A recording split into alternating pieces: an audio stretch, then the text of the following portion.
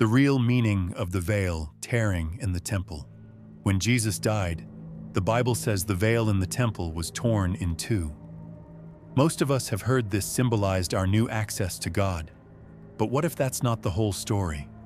What if this supernatural event was a sign that revealed not just a path to God, but also layers of meaning that have been overlooked for centuries? Today, we're going to uncover what was really hidden behind the veil. Section 1. The established narrative. For 2,000 years, the story of the torn veil has been a cornerstone of Christian teaching. As told in the Gospels of Matthew, Mark, and Luke, at the very moment Jesus died on the cross, the massive curtain in the Jerusalem temple was torn from top to bottom. For centuries, this has been rightly taught as a profound symbol. The veil represented the separation between a holy God and humanity. It was a physical barrier that taught a spiritual lesson.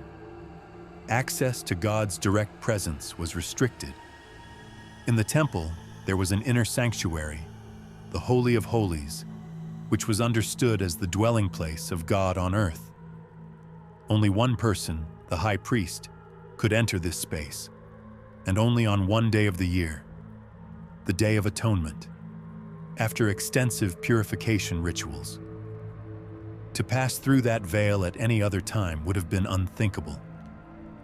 The tearing of this curtain, therefore, signified a monumental shift. The book of Hebrews explains that Jesus, as our great high priest, made the final and perfect sacrifice, making the old system obsolete. His death tore the fabric of separation, opening a new and living way for all people to approach God with confidence. This is the beautiful and powerful truth most of us know. But it's not the complete picture. To understand what was truly communicated at that moment, you have to understand what the veil was and what it represented to the ancient world. Section 2. The turning point. The what if. But what if the tearing of the veil was more than just a symbol of open access? This event wasn't a quiet metaphor. It was accompanied by an earthquake, splitting rocks and opening tombs. It was a cosmic event. This wasn't just God saying, "You can come in now."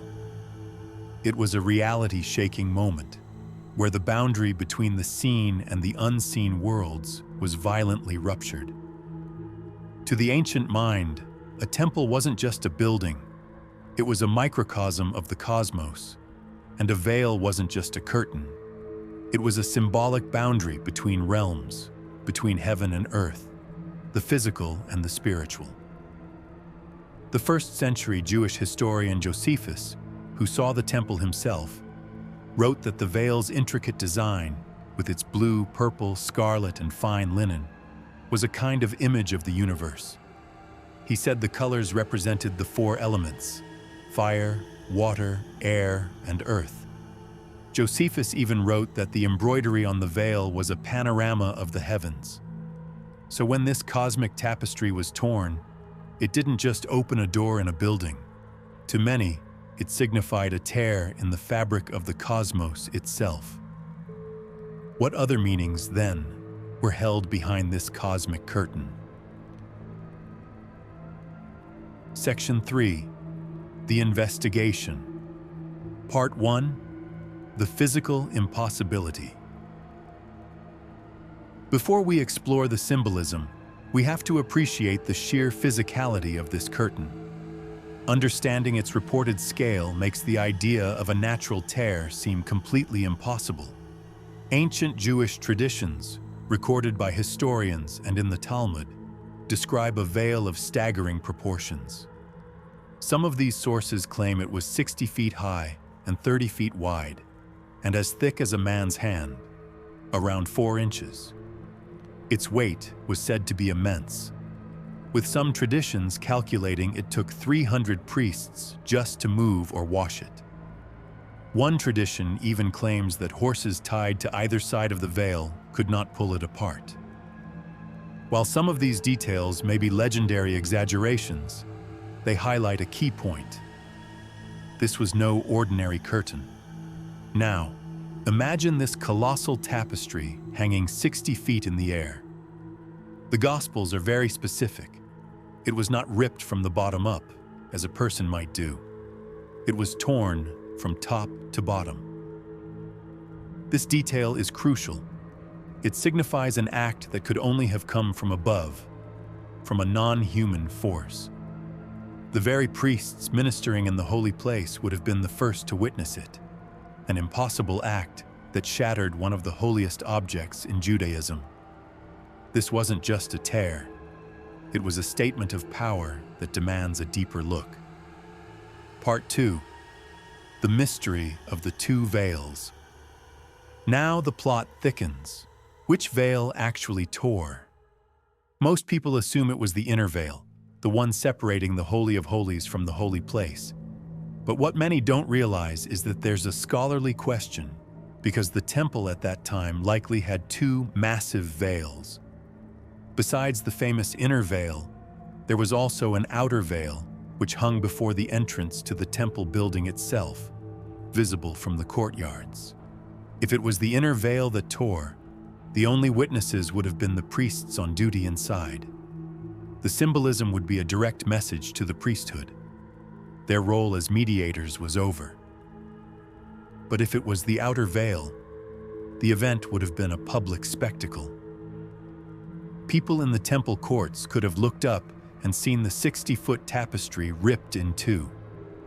This adds a fascinating layer to the gospel account, where a Roman centurion, seeing the earthquake and the things that had happened, declares, "Truly, this was the Son of God." Could the tearing of a public outer veil have been one of the things he saw? This theory doesn't contradict the traditional meaning, but it adds new dimensions. The tearing of the inner veil is a message about access, but a tear in the outer veil could also be seen as God's grief, like a father tearing his garments over his son's death, a common ancient practice. Or, as some suggest, it could be a sign of judgment against a corrupt system, a visible warning that its time was over. The mystery of which veil tore invites us to look beyond a single interpretation and see the multiple layers of meaning in this event. Part 3. Unveiling the angelic connection. So what does this have to do with ancient symbols? To understand this, we must look at what was woven into the veil: images of cherubim. These are not the chubby baby angels of Renaissance art. In the Bible, cherubim are powerful celestial beings who act as guardians of sacred space. We first meet them in the book of Genesis.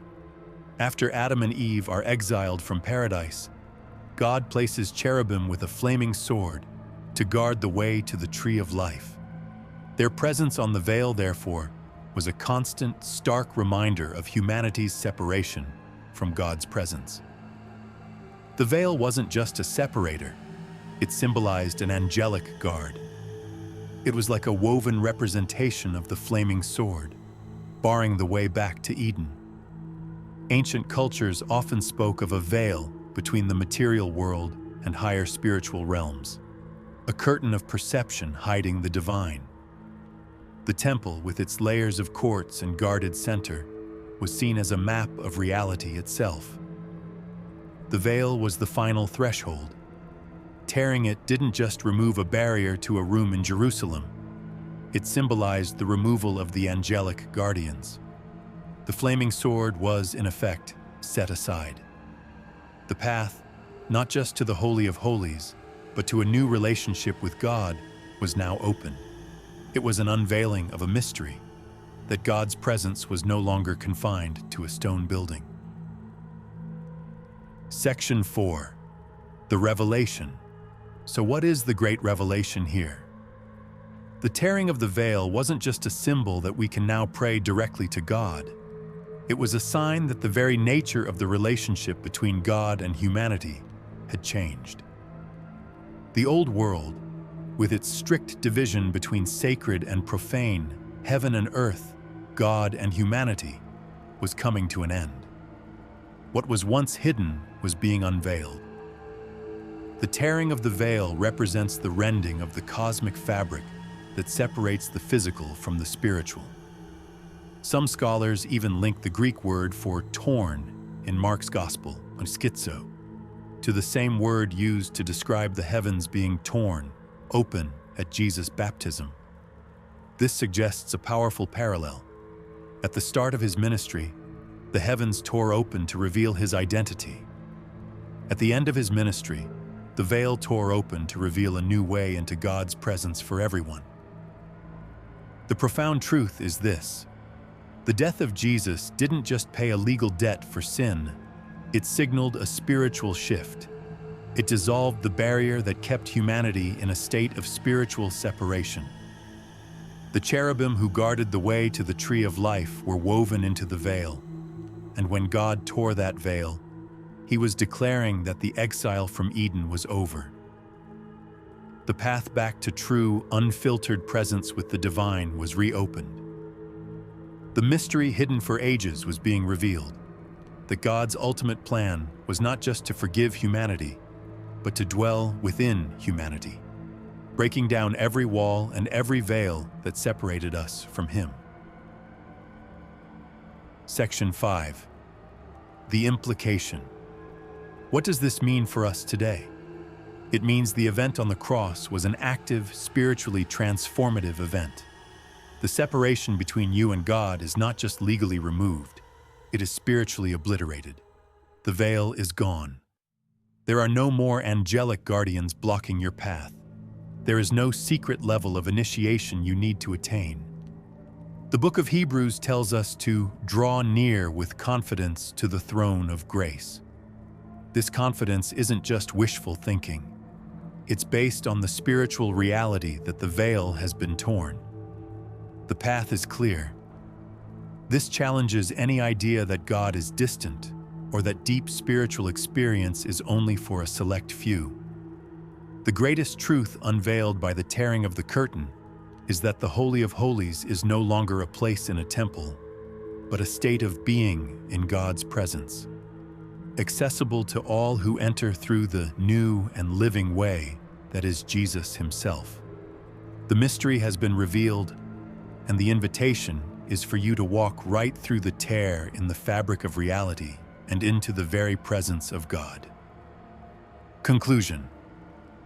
The tearing of the veil is a story of a barrier destroyed, a mystery unveiled, and an invitation for all of humanity to step into a new reality. It's more than just history, it's an open door. If this exploration into the deeper meanings of the Bible fascinates you, make sure to like this video and subscribe for more content that goes behind the veil of familiar stories. Share this with someone who you think would appreciate this deeper look. We'll see you in the next video.